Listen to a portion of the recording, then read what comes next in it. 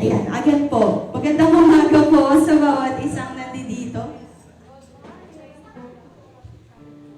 Ayan. So, magsisimula na po tayo sa ating pananambahan ngayong umagang to. Handa na po ba tayong magpuri sa ating Panginoon ngayong umagang to? Handa na po ba tayong magpuri sa ating Panginoon? Amen. Ayan po. So, iniiyakan ko po ang lahat na tumayo. At kung pwede po tayong umusog po sa bandang harapan po. Ayan po.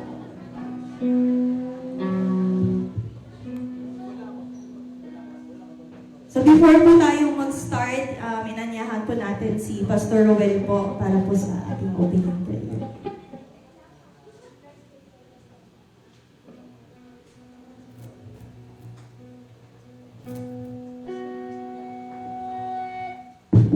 Okay, tayo po yung manalangin. Panginoon po namin Diyos, amang banal at makapangyarihan sa lahat. Ikaw, Panginoon, ang buhay, Panginoon, sapagat sa iyo, Panginoon, nagkaling ang aming buhay, O Diyos. Maraming salamat, Panginoon. Maraming salamat sa umagang ito, O Diyos, na kami, Panginoon, ay dinako mo po, Panginoon, sa lugar ito, Panginoon, na mayroong kalakasan, mayroong kagalakan, Panginoon, mayroong katatagan, Panginoon. At dadala-dala po namin, Panginoon, na sa aming paglalakbay patungo dito, Panginoon, mayroon kaming kagalakan na makapiling ka namin sapagkat ikaw ang Diyos ng kapayapaan, ang Diyos ng pag-ibig, O Diyos. Maraming salamat, O Diyos. Maraming salamat sapagkat sa nakalipas na isang linggo, O Diyos, marami po kaming naranasan mga pagsubok, Panginoon, mga pangyayari sa aming buhay, O Diyos. Ngunit maraming salamat, O Diyos, sapagkat ang iyong pag-ibig sa aming, Panginoon, ay hindi nagmamahali, O Diyos. Maraming salamat sapagkat napakadakila mo, O Diyos. Maraming salamat, O Diyos, sapagkat napakabuti mo po sa aming buhay, O Diyos. Maraming salamat, Panginoon. Dahil patuloy mo pong pinadama ang iyong pag-iingat, ang iyong pag-ibig, iyong pagmamahal sa amin, O Diyos.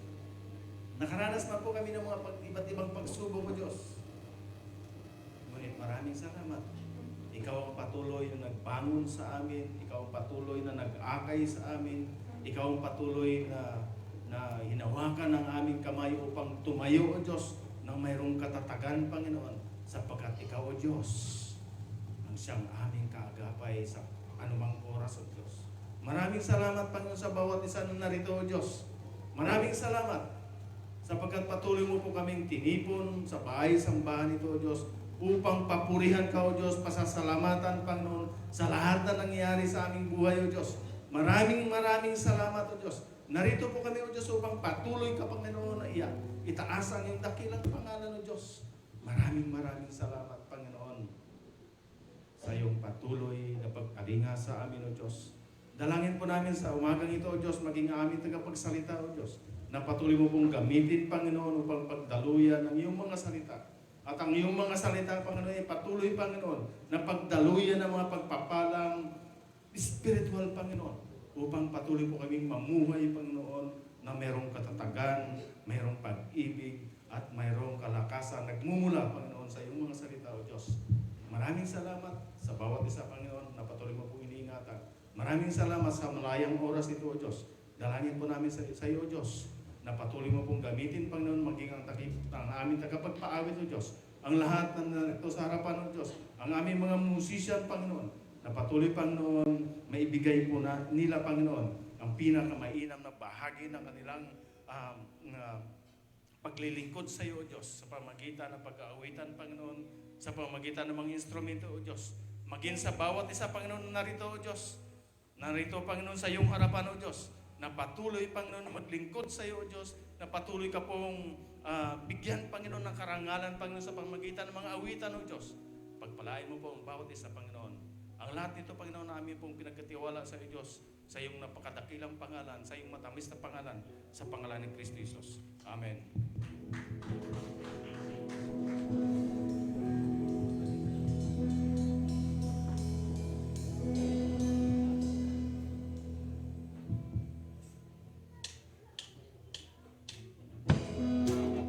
church, let's clap our hands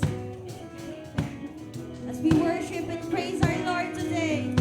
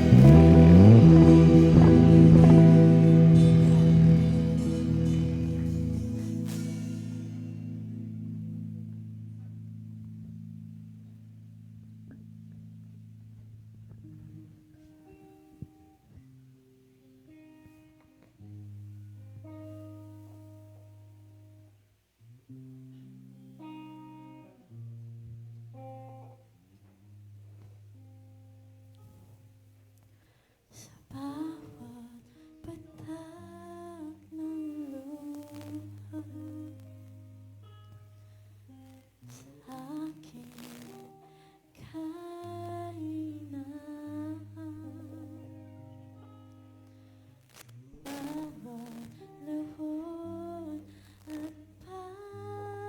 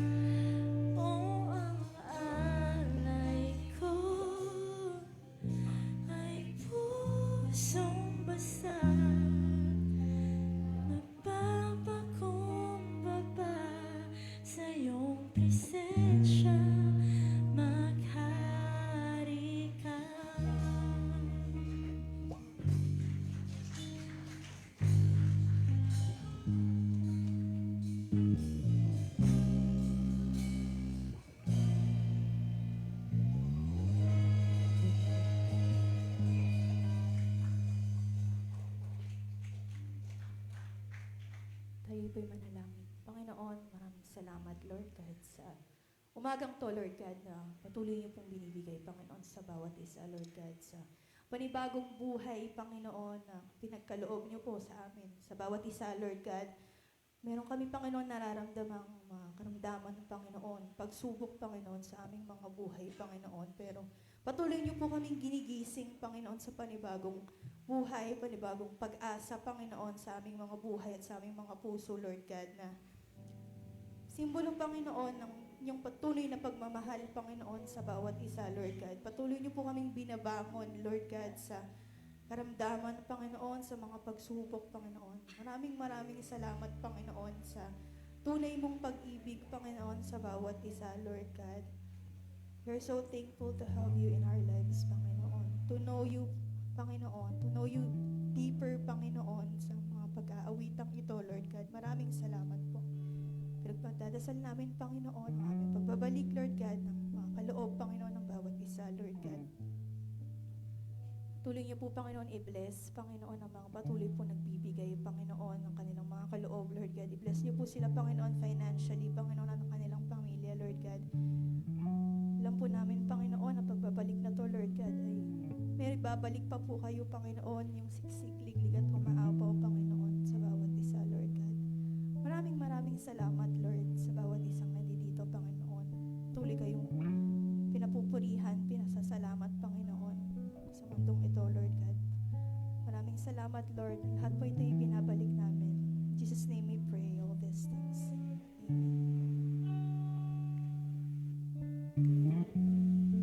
Patuloy po nating damin ang Panginoon.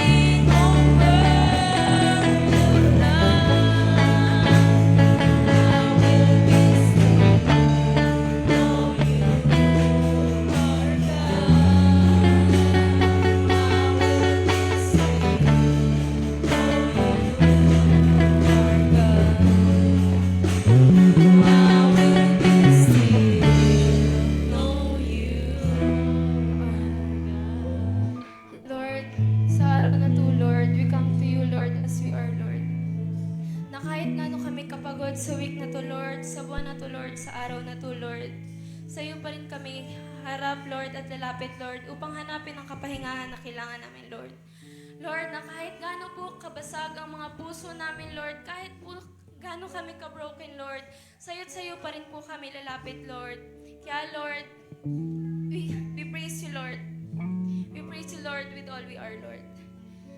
In congregation, let's sing again. When the oceans rise. When the oceans rise and thunders roar, I will soar with you above the storm. Father, you are King over the flood. I will be still, know you are God. I will be still, know you are God. Palakpakan po natin ang Panginoon.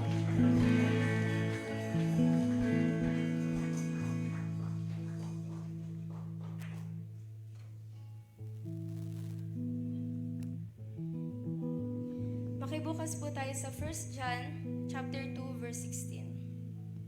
For everything in the world, the lust of the flesh, the lust of the eyes, and the pride of life comes not from the Father, but from the world. Mari na po tayo makaupo. Hello, hello. Ayan, palakpakan po ulit natin si Lord dahil siya po ay napakabuti sa atin sa buong week.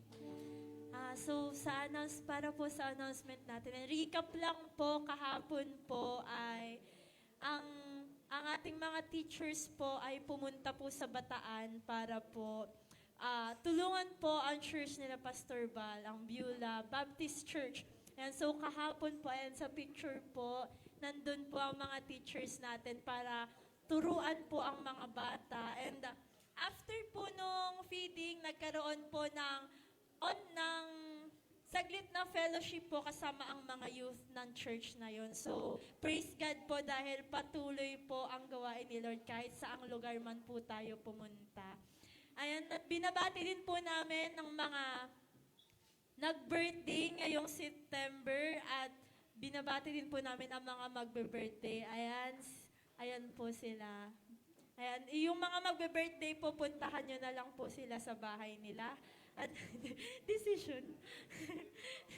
Ayan, so bukas po, birthday po ni Tita Nancy. Tama po ba? 22. Ayan. Kahapon po, tama ba? On Friday, birthday po ni Daddy Ben. And tas September 22 po si Tita Nancy. Sa September 30 si Sister Julie at saka po si Sister Stephanie.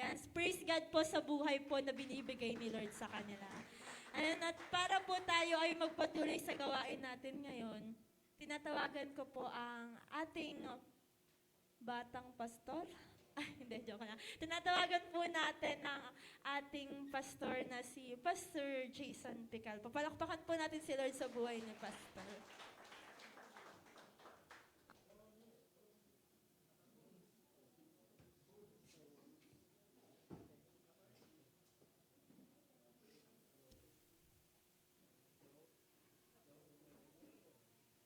Hello. Okay na lang. Okay, ba't di mo tinuloy yung bata? Bata pa naman. Okay po, magandang umaga po sa lahat. Good morning. Kuya Ben, happy birthday. Ano ka na? 59? Ilan taon na? 60. Yeah. Okay, so palakpakan po natin si Lord. At napakaganda po ng mga awitin kanina. So kung pansin nyo, ang ganda ng song choices. Pero ang pinaka nagustuhan ko po doon yung praise Him in everything. Okay? Sa lahat ng bagay daw, purihin natin ang Panginoon. Amen po ba? Amen. Sa lahat ng bagay, purihin natin ang Panginoon. Okay, sa lahat, although nakakalungkot po, meron po tayo na walang kapatiran, at siya po ay pinunta natin kagabi upang makapag-share po ng gospel sa pangunguna po ni Pastor Fred. Pero dapat pa rin po natin purihin ang Panginoon. Para paus ako dito. Okay, okay lang. Husky. Okay. So, dapat pa rin po natin purihin ang Panginoon dahil ito po ay kalooban niya. At si Sister Emeline po ay nandun na po sa piling po niya. Nagsasaya na po siya. Hindi katulad natin ay initan pa rin. Okay, so siya po ay nasa maganda ng kalagayan. Sige, before we start, tayo po ay manalangin ng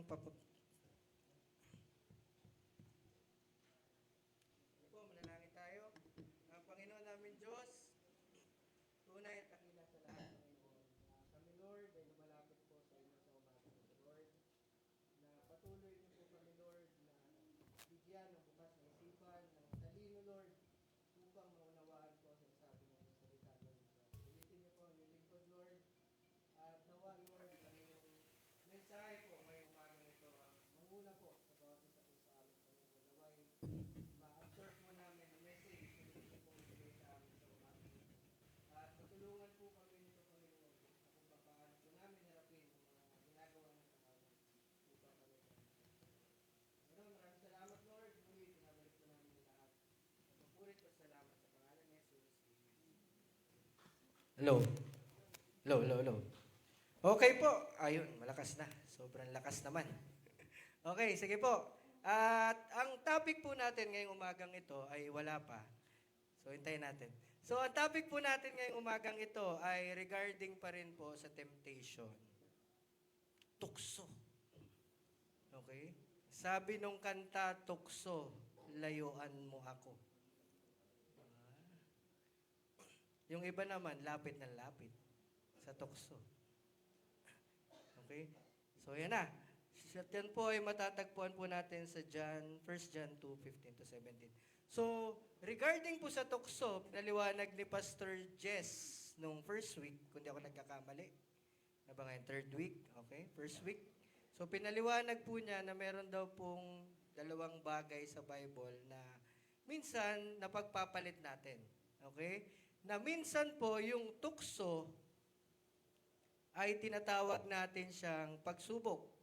Although, sinusubok tayo sa pamagitan ng tukso na yon.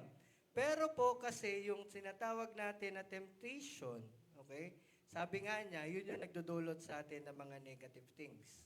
Okay? Yung mga masasamang bagay daw patungkol po sa atin. Bakit po ba ito yung naging topic natin ngayong buwan na ito? Okay? Kung mapapansin nyo po, ang mundo ngayon ay napakarami ng tukso. Okay? Na nakikita po natin. At hindi na siya ngayon physical. Virtual na po ang tukso ngayon. Okay? Isang swipe lang, meron ka nang makikitang tukso. Paggising sa umaga, paghawak ng cellphone, tukso agad. Okay? Kahit ayaw mo, pero dahil yun ang inog ng mundo, meron na kagad siya. Nandyan na siya. Okay? Dati po, may mga censored things na hindi pwedeng makita ng bata. Mga bagay na hindi sinasabi sa TV. Okay? Naka-ano siya sa MTRCB. No? Meron mga ganun dati. Pero ngayon, parang napakababaw na po. Okay? At kahit po yung mga bagay na nakakatukso sa tao is nandyan na po. Okay? Hindi ko na siguro i-mention masyado. Pero alam nyo na po yung tinutukoy ko pagdating doon sa mga bagay na yun. Meron tinatawag na mga sexual temptations. Okay? At yung sexual temptations ay hindi lamang po yun nakabagay sa mga lalaki. Maging sa mga babae na rin po ngayon. Lalo na po sa European culture. Meron naman po yung mga tukso sa pamagitan ng mga material possessions. Okay? Nakikita nyo po, pag pinalabas yung iPhone, ano na ba ngayon?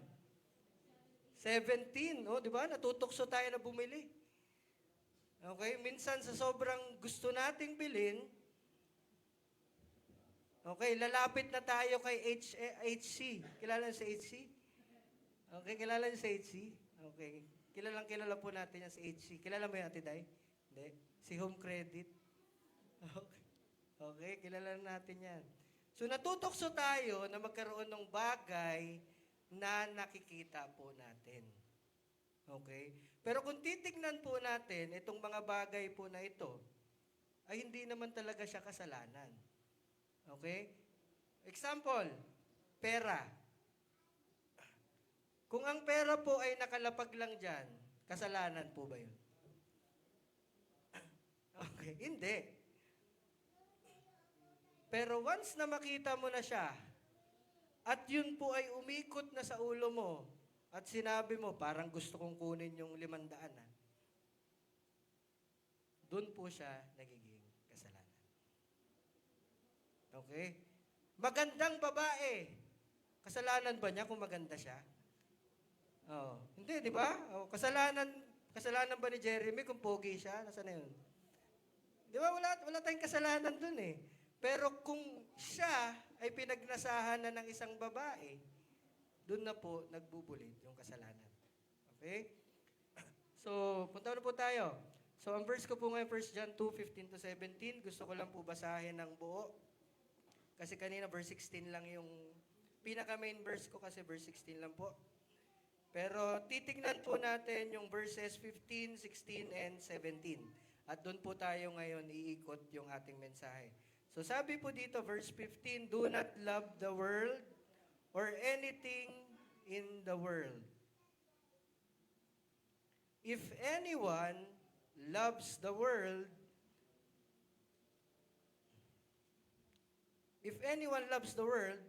love for the Father is not in them. For everything in the world, the lust of the flesh, the lust of the eyes, and the pride of life comes not from the Father, but from the world. Verse 17, the world and its desires passed away, but whoever does the will of God lives forever. So Diyos po ang kapala sa kanyang salita. So makita po natin dyan na hindi lang po pala yung lust of the eyes. Yung parang tinatawag natin na primary temptations na nakita natin dito sa mundong ito. Kundi meron pa po tayong tinatawag na lust of the flesh and the pride of life. At hindi ko po alam kung sino sa mga pastor pa na natitira magpipreach regarding doon. Pero sa oras po na ito, sa araw na ito, pag-uusapan po natin, ay the lust of the eyes. Ito yung pinaka-basic na pinagmumulan po ng ating kasalanan. Kasi ito yung bagay na kung ikaw ay merong mata, okay, ano ka rito, prone ka. Huwag niyo naman sabihin na swerte naman ng bulag, walang kasalanan. So, lahat po tayo may kasalanan. At malalim na pag-aaral, kita natin, maging yung bulag, okay, meron din po. Okay, meron din sila. So, isa lang po ang mata. Okay? Sa channel ng tinatawag natin na temptation. Temptation of the eyes. Lust of the eyes. So, ano nga po ba ang lust of the eyes? Sige po, next slide please.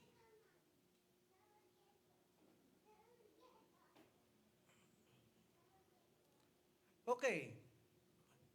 So, sabi po dyan, ito po ay galing sa dalawang Greek word. First is epitumia, which means strong desire or longing. Ikaw po ay may matinding pagnanasa na para bang nung nakita mo yung bagay na yon is gusto mo na yon kagad makuha. Okay, may urge ka. Meron kang desire na pag nakita mo yung iPhone 17, balang araw, magkakaroon ako niyan. Gusto ko yan. And the next one is ophthalmos, or means eye vision or eyesight. So, ang lust of the flesh means a strong desire or often sinful desire. Okay? Siya po ay makasalanang pagnanasa sa mga bagay na nakikita po natin. So, ano man yan? Okay? Ang tao po kasi pwede siyang magkaroon ng matinding desire dito sa mga bagay dito sa mundo. Okay? Kahit po yung rep, di ba? Gusto magkaroon ng rep. Oh, desire yun. Gusto mo yun eh. Gusto mong magkaroon ng bagay na nakikita mo. Okay? iPhone. Gusto mong magkaroon yan. Okay? The ones that we see, material possessions. Bakit po ito yung inuna ko? Kasi tayo pong lahat dito ay one way or another na experience po natin itong lust of the flesh. Okay? Minsan po sa buhay natin, meron po tayong nakitang bagay at sabi natin, gusto ko magkaroon nun. At gagawin ko ang lahat para magkaroon nun. Wala nang limit. Gagawin na niya ang lahat. Bakit?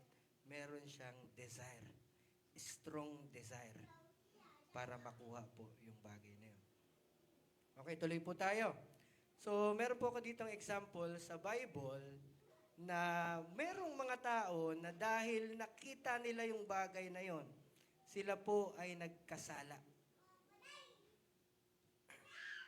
Okay, na-tempt po sila na gawin yung mga bagay kahit alam po nila na masama. Okay, sige po. Next slide please.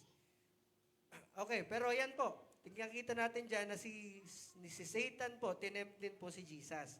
So maging si Jesus ay hindi nakaligtas sa temptation na tinatawag natin na the lust of the eyes. Okay? Tinempt din po siya, dinala siya sa mataas na parte ng mundo at pinakita sa kanya. Sabi dyan, again, the devil took him in a very high mountain and showed him all the kingdom of the world and their splendor. All this I will give you.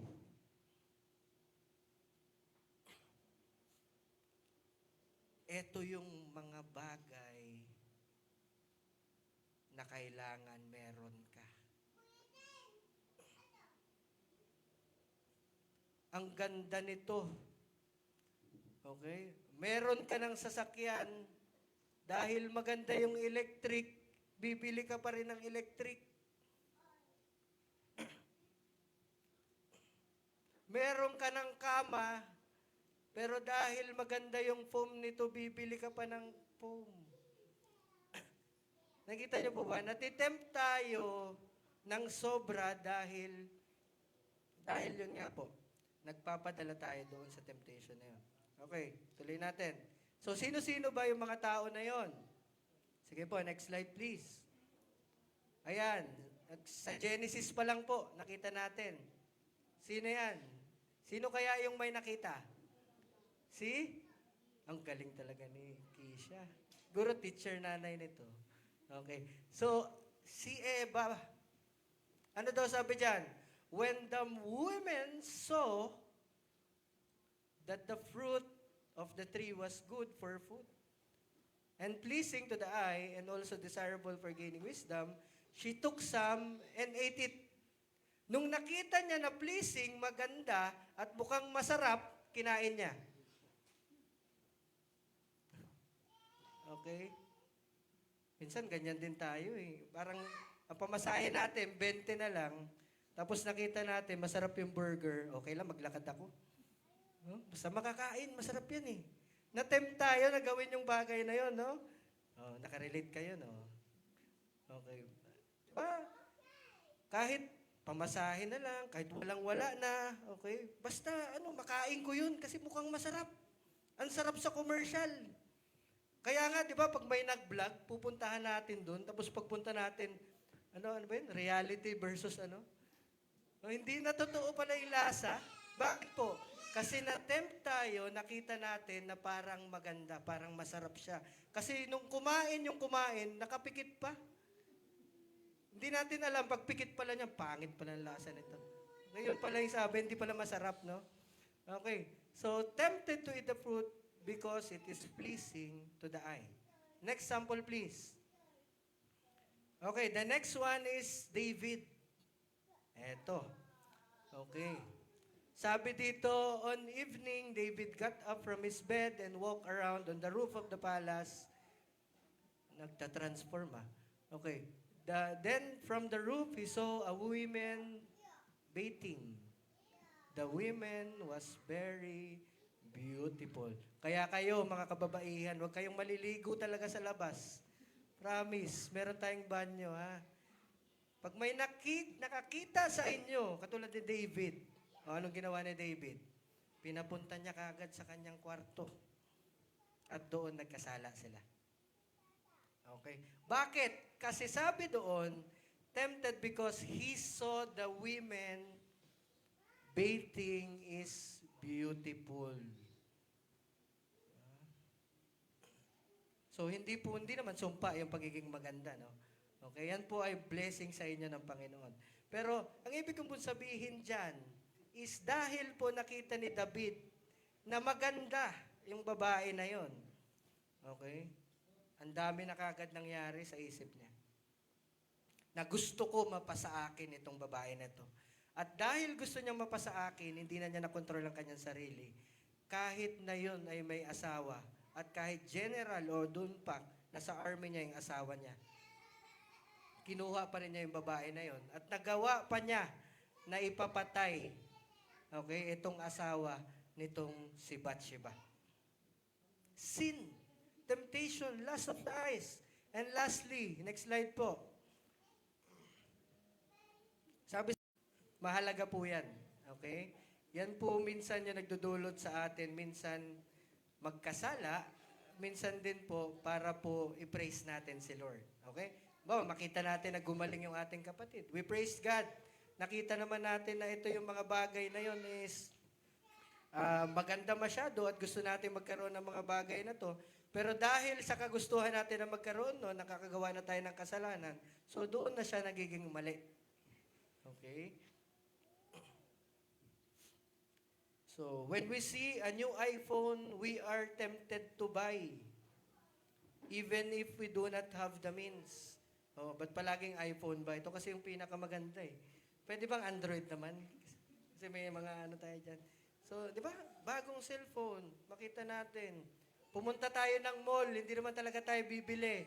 Pero dahil nakita natin, tapos meron pang umano dyan, may dumating pa na, sir, ang ganda nito, sir. Di ba? Ano pang gagawin natin? Kung gwapo rin, di ba? Gwapo, maganda yung lumapit sa'yo. Ay, sir, meron kaming promo. Di ba? Napapabili ka rin. Napapabili ka rin. Pag merong nagde-demo sa mall, di ba? Yung mga sibuyas, ang daming tao eh. Dahil pupunta. Minsan, kahit ayaw mo naman bumili, di ba mapapabili ka? Bakit? Kasi nakita mo na parang ang ganda ng product. Sa mga lalaki naman po, pag may nakitang maganda, di na maaalis tingin. No? Kaya merong pag tinignan mo daw, huwag ka nang umalis. Tama ba yun, Pas? Pag tinignan mo daw, okay, huwag mo nang alisan. Doon na lang, stuck ka na lang. Kasi daw yung second look, kasalanan daw. Okay? yung mga joke lang yan. Ha? Okay. So titignan na lang niya. Sobrang ganda. Okay, yun na lang yun. Huwag na mag-second look. Sa mga babae naman, pag may kamukha ni Lee Min Ho, kilala niyo po yan? Si Lee Min Ho? Hindi niya nakilala. Yan, kamukha ni Pastor Jess yun. Yan. Lee Min Ho. Si Jungkook, kilala niyo si Jungkook? Oh. Ayan, no? Sabi ko sa inyo, alam na alam niya yan. Ako po, hindi ako K-pop pero alam ko yung mga yan. Kasi ganun sila ka-popular. Ganun sila kasikat. At para bang pag meron silang kinausap na babae, bigla na lang diretso kagad. Okay? Girlfriend agad. Automatic. Dahil sa appeal, dahil good looking, maganda sa mata. Pagkasama mo, para bang meron kang proudness kasi ang ganda nung meron ka. No? Kahit sa gamit po. Di ba? Bakit ba may nagpapaganda ng sasakyan? Kasi para maganda tignan. Aandar naman kahit kahit gulong lang, di ba? Lalagyan pa ng magandang mags. Bakit? Kasi kailangan maganda. Okay? Tempted to do that. People are often tempted by what they see. Large amount of money. Magkaiba po yung pag nakita ka ng 5 piso sa daan. Tapos pag nakita ka ng 1 milyon sa daan. Magkaiba yung isip mo nun. Okay? Okay, ikaw lang mag-isa, makita ka ng 5 piso sa daan. Baka sipain mo pa nga eh. Di ba? 5 piso lang eh. Pero kung makita ka ng 1,000,000 sa daan, anong gagawin mo? Pag-iisipan mo eh, dami mong iisipin. Kunin ko kaya to? May makakita kaya? May CCTV kaya? Una mong gagawin, titingin ka sa likod, sa harap, saan? Titingnan mo. O pag sa bus naman, aapakan mo muna yung 500, di ba? O, antayin mong lumabas yung iba. Sige, labas na kayo. Tapos saka mo pupulutin. Okay, iba yun eh. Iba yung utak mo doon. So, large amount of money. iPhones, cellphones, new cellphones. Okay, iba. Yung dati, buo lang yung cellphone. Ngayon, may nabuo, natitiklop na. Okay? Pero dati pa naman, natitiklop. Di ba? May Motorola, may Ericsson. Meron mga natitiklop din eh. Pero gusto mo to. Bakit? Maganda to ngayon eh. Okay? Ito yung uso. Ito yung maganda. Ano pa? Okay, sexy body. Naku po. Kung may nakakitang, ano ba yung sexy body? 36, 24, 34, ano ba? Ano bang vital statistics? Okay, pag may nakitang ganyan, oh. 6-pack abs. Kaya yung mga lalaki, kahit ang sakit kaya magpa-abs, subukan nyo na po ba? Sakit eh. Ilang araw ang effect pagka nag-exercise ka. Pero gustong-gusto ng lalaki, bakit? Kasi maganda sa mata. Maganda sa mata. Okay. Handsome face. Ito, yung iba po, effortless lang. Okay. Walk up like this. Pagising, pogi na. Pagising, maganda na. Oh, sana all, sabi ni Pastor Dance. So, dito po tayo minsan natutukso sa mga bagay na ito. Nakikita natin, hindi naman siya kasalanan, pero dahil nagkaroon po tayo ng strong desire, tayo po ay nakakaisip na ng kasalanan. So, ano po ba yung scientific explanation dito? Next slide, please. Okay, meron po ang brain natin na tinatawag na dopamine. At yung dopamine po na yon ang nagsisend ng signal sa brain pag meron po tayo nakita ng mga bagay na magaganda. At ang sinasabi niya sa brain, this is pleasurable. Masasatisfy ka pag nagkaroon ka nito. Ang tawag po dito ng brain is a reward system. Okay? At ang sabi po dito, sa short term, okay, yung mga simpleng bagay, okay, katulad ng pagkain, cake, okay, minsan po yung mga bagay-bagay, kotse, motor, okay, gusto natin yung mga bagay na yan po yung sinesend na pagka meron ka nun, pag nakita mo yun, sasabihin ng brain, kailangan mo yun. Kasi there is where pleasure is. Doon ka masasatisfy. Kailangan meron ka. At pagkatapos po yun masend, ngayon ang brain mo ay makakaisip na dapat makuha mo yun. Inspires taking. Gusto mo nang kunin, gusto mong i-grab, gusto mo magkaroon. It was felt in the body. Hindi mo na lang naiisip. Mamaya-maya, gusto mo na siyang gawin. Okay? Kasi yun ang sinasabi ng katawan mo. So, sabi dito, ang dopamine is what the brain makes you say, this feels good and I want more. Masarap sa pakiramdam ang meron nito. Kaya gusto ko pa ng marami. Gustong gusto ko yan.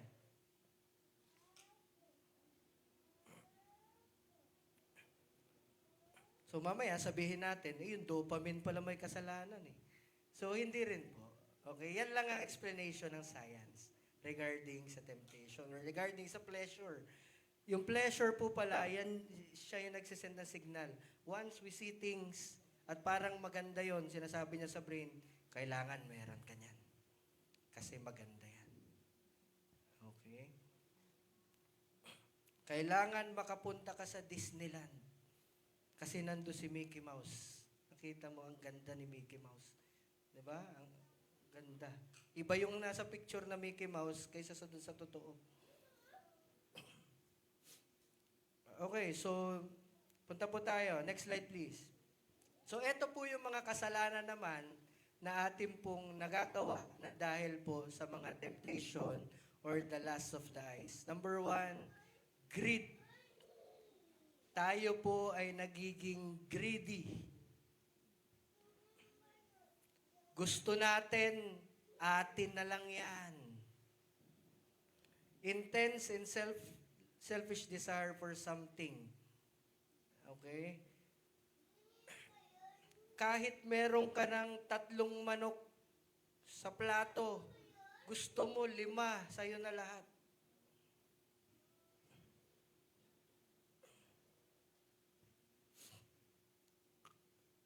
There is no contentment because of the lust of the eyes.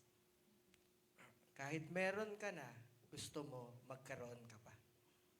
Okay? Kaya nga, minsan ang tao po ay nakakaisip ng mga masasamang bagay dahil sa greediness. Okay? Kaya wag kayo magtaka kung may corruption. Kasi yun po yung punot dulo. Dahil gusto nila magkaroon. Magkaroon, na magkaroon, na magkaroon. Walang contentment, walang joy, walang pleasure. Bakit? Unless magkaroon ako nito, magiging masaya ako. Pag wala ako nito, hindi ako masaya. Next slide, please. Covetousness. Pagkaingit. Gusto mo yung meron yung kapitbahay mo, meron ka rin. Gusto mo pagka bumili siya ng click, bibili ka rin ng click. Pag bumili siya ng Bergman, bibili ka rin ng Bergman. Pag bumili siya ng bagong bahay, magpapagawa ka rin ng bagong bahay. Or yung iba, gusto na sa trabaho, okay? Dahil ito, mukhang magandang tignan na dito ako nakaupo Okay? So, kailangan makuha ko to kay ano. Okay? Inggit. Kakaroon na po ang tao ng inggit. An eager and inordinate desire for wealth, possessions, or the property of others. Kaya nga nauso yung tinatawag na pagnanakaw. Pagnanakaw. Kasi meron siya, at dahil hindi mo mabili, kukunin mo na lang. Okay? Wala ka na, hindi ka na mag-effort. Kunin mo na lang. Wala namang nakakita eh. Wala namang nakakita. O pansin nyo po ba, pati yung mga nakasampay, minsan damit, nawawalan damit, minsan sapatos, okay, lahat na lang nawawala, tsinelas. Diba? Kasi gusto ko yun. Gusto ko magkaroon nun. Gusto ko magkaroon nun. Next slide, please. Adultery. Okay? Because of what you see. Because she is good-looking, he is good-looking, you want her, and you will sin with her. Magkakasala ka na sa kanya.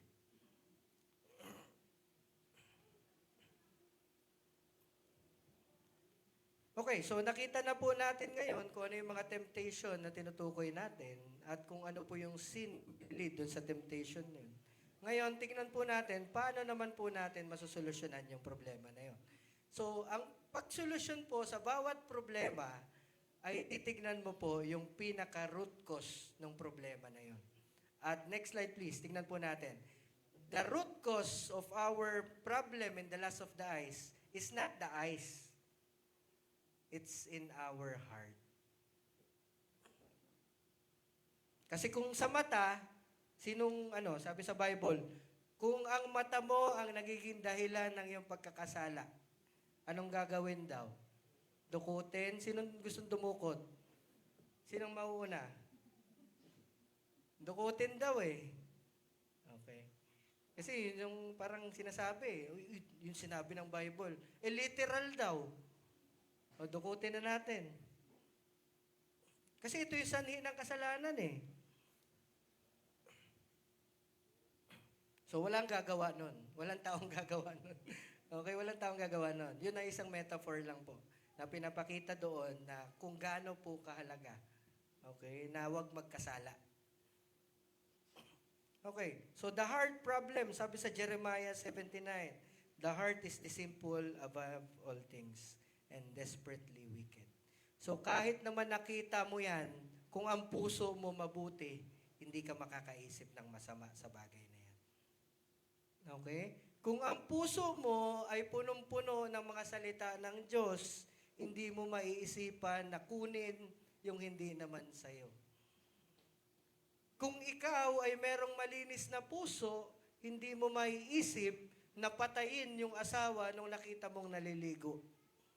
Kaya nga sabi ni David, create in me a clean heart, God.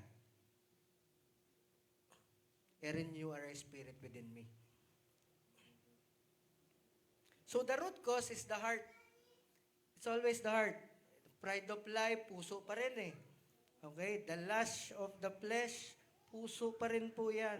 Puso ang problema natin. Bakit? Kasi sabi ng puso, maganda. Sabi ng puso, gawin mo yan. Pero hindi naman tama sa paningin ng Diyos. Okay? Kaya wag tayong magtitiwala sa ating nararamdaman. Tanging sa salita lang po ng Panginoon tayo magtiwala. Next slide, please. So the problem is not when we see, but what the heart says after we see it. Hindi nung nakita natin yung problema, kundi ano ba yung sinabi ng puso mo after mo makita yung bagay na yun. Okay? So, kaya, dahil meron pong strict command ng ating Panginoon. At ang sabi po doon sa command, do not love. Nabasa niyo po yung una? Sabi doon, do not love the world or anything in the world. Bakit?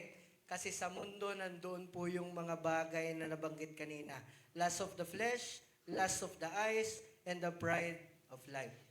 Okay? So, wag mong ibigin. May kinalaman sa puso. At pag sinabing do not love, next slide is, po yun, tatlong mga bagay.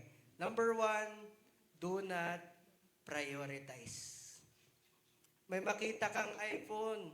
Dahil may nakita kang iPhone, gusto mong bilhin. Dahil gusto mong bilhin, hindi ka nagsimba.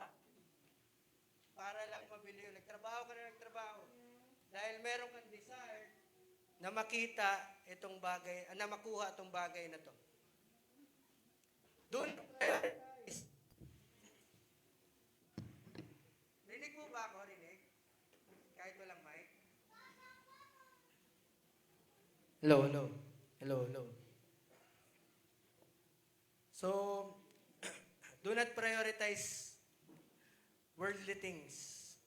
Okay, wag po tayo dito magfo-focus sa mga prioritize yung mga worldly things na to. Number 2 is do not focus. Okay, ang ibig sabihin pa ng do not love, do not focus. Huwag kang masyadong mag-focus sa pagkuha sa mga bagay na yan. Mga material possession. Okay? Wala ka nang inisip gabi-gabi, hindi ka na nanalangin. Dahil gusto mo lang lagi makuha yan, nag-iisip ka na ng paraan. Paano ko ba ito makukuha? Ano bang gagawin ko? Doon ka na nakapokus. Wala na yung salita ni Lord, di ka na makapagbasa ng Bible. Hello? Hindi ka na makapagbasa ng Bible, hindi ka na makapag-pray, hindi ka na makapag-church, wala ka na sa simbahan. Bakit? Kasi po, mas mahal mo na yung mga bagay na yun. Yun na yung pinofocus mo. Do not desire. Be contented. Be contented. Okay? Hindi ko po sinasabi na masama ang magkaroon ng goal sa buhay. Okay? Hindi po yun ang sinasabi ko. Mabuti po yun. Kasi yun ang nagbibigay sa atin ng motivation para po tayo ay, syempre, tumakbo. No? Tumakbo at magkaroon din ng target. O, kasi masama din naman na takbo tayo ng takbo, wala tayong target. Kasi kung doon naman po doon sa tracking field, meron din silang tinatawag na goal, finish line eh. Hindi lang basta silang tatakbo. So maganda rin may finish line. Pero ang ibig ko pong sabihin dito, sa sobrang desire mo doon sa mga worldly things, nawala na sa iyo ang Panginoon. Okay? Nawala na yung oras mo kay Lord. No? Nawala na, hindi mo na siya priority. Ang priority mo na, worldly things. Bakit? Kasi mas gusto mo magkaroon nun eh. Kasi nakita mo maganda. Nakita mo, gwapo ka pag meron kang ganun. Okay, so, tatlong mga bagay. Do not love. Do not prioritize. Do not focus. Do not desire. Okay, next slide please. Bakit po kaya hindi dapat mag-focus sa mga bagay na yun?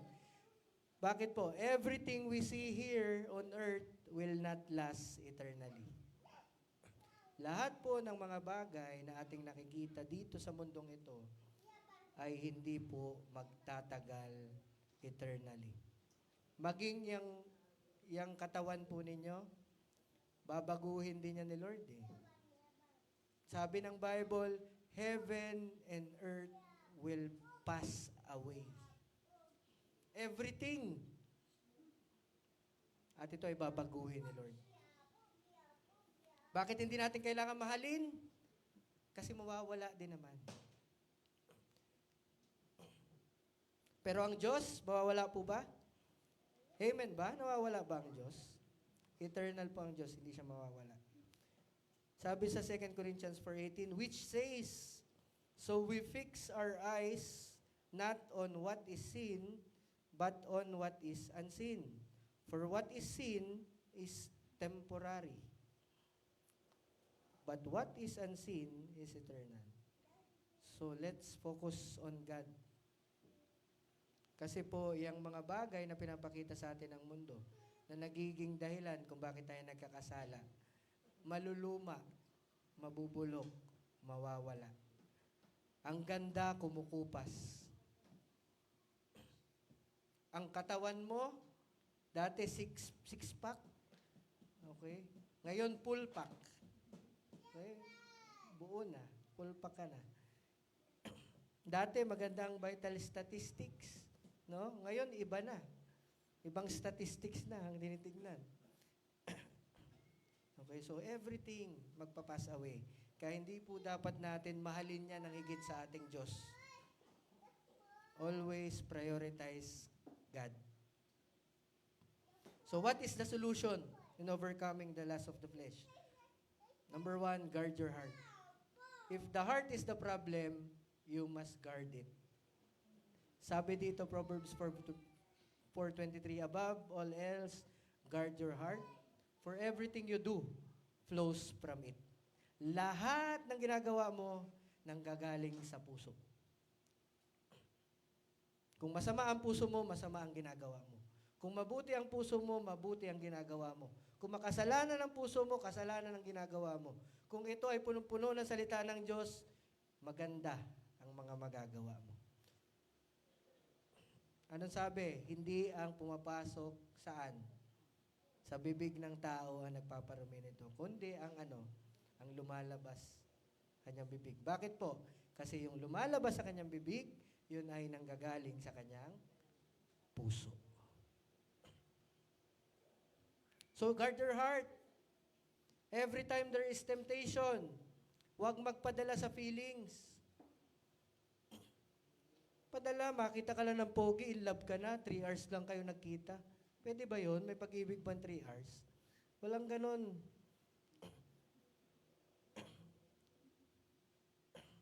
Okay, next one. Number 2. After you guard your heart, isa pa. So, in the same way, count yourselves dead to sin, but alive to God in Christ Jesus. Therefore, do not let sin reign in your mortal body, so that you obey its lustly desires. Okay, so number 2, hindi yata nakuha. So number 2 is control your body. Pag nararamdaman mo na magkakasala ka na at gagawin mo na, control your body. Huwag kang magpatalo dyan sa fleshly desire mo. Sabi ni Job, okay, one of my favorite Bible characters. Sabi ni Job, I made a covenant with my eyes not to look lustfully at a young women. Nagkasundo na kami ng aking mata. Okay? Sige, kausapin nyo nga yung mata nyo. Na huwag tumingin. Okay? Nagkaroon siya po ng desire na kontrolin ang sarili niya by looking on a young women. Control your body. Sabi dito, count yourselves dead to sin. Yung kasalanan, patay. Patay na yun eh. Patay na kayo sa kasalanan. Tapos na tayo doon. Huwag nyo na uling buhayin sa inyong buhay ang kasalanan na yan. Oh, yan. Tama. O, diba? Si Jesus na sa krus. So, tama si Kobe. Tuloy natin. Do not offer any part of yourself to sin as an instrument of wickedness, but rather offer yourselves to God as those who have been brought from death to life. So, imbis na sa kasalanan nyo po gamitin, okay, dahil sa mga bagay na nakikita nyo, is doon nyo na po sa Diyos i-offer. Offer it to God. Offer your life to God. And then lastly, next slide please. Sige, lastly is focus on God. When you're so focused on God, hindi ka po madede-focus ng ibang mga bagay. Okay, wag natin gayahin si Peter, nakalakad na siya, pero dahil may bagyo at nakita niya malakas yung hangin, nawala na siya sa focus. Pagdating po sa temptation, okay, habang nandyan ang temptation, mas lalo tayo mag-focus sa Panginoon. Let's focus on God. When you're so focused on God, sabi nga nila, meron daw isang tao, punong-puno yung baso, pinaikot siya, at doon lang siya nakapokus sa baso, hindi natapon. Pero nung lumalakad siya na kung saan-saan nakatingin, matatapon yun eh. Bakit po? Kasi hindi niya nakikita. Hindi niya nakikita. And when we are so focused on God, kahit anong temptation ang ibigay ng kaaway, okay, kaya nating ma-overcome. Sabi ng Panginoon, I have overcome the world. No? Na-overcome na niya. And because we are God's children, meron din po tayong power to overcome sin by the use of God's Word, by the use of the Holy Spirit. So, tapos na po ako and the conclusion is, ano yan? Temptation is everywhere, especially temptations that we see. But let us not love these things, just God. Okay, ano man yung mga bagay na nakita nyo, gaano man yung kaganda sa paningin, gaano man yan kasarap pag kinain mo o kung magkaroon ka niyan, okay, ano man yan, wag po tayong mag-focus dyan or wag natin mahalin yung mga bagay na yan. Bakit po? Kasi yan ay temporary. So, we just focus on God. At Diyos lang. Sa Diyos lang po tayo. So, yun lang po. Tapos na po ako. At tayo po'y tumayo. Tayo po'y manalangin. Palakpakan po natin si Lord.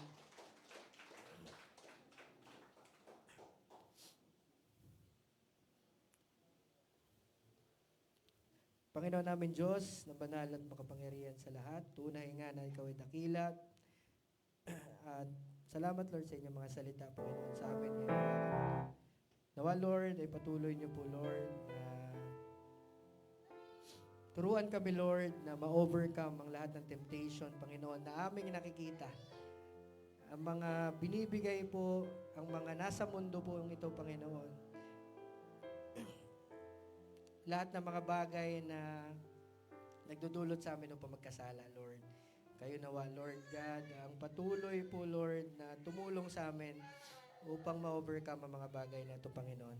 At Panginoon, sa umagang ito, Lord, nawa makita po namin na ang pag-ibig sa mga bagay na ito, Panginoon, ay walang silbi. Dahil ito pong lahat ay mawawala, Lord. Ikaw lang ang tanging matitira. Ikaw lang, Lord. Ikaw, Panginoon, ang tangi namin, Lord, na sasambahin, Lord. Ang tangi namin ipaprioritize. Ang tangi namin iibigin, mamahalin, Panginoon. Dahil po, itong mga bagay na ito po, Panginoon, lalo na yung mga bagay na nagdudulot sa amin ng tukso, Lord.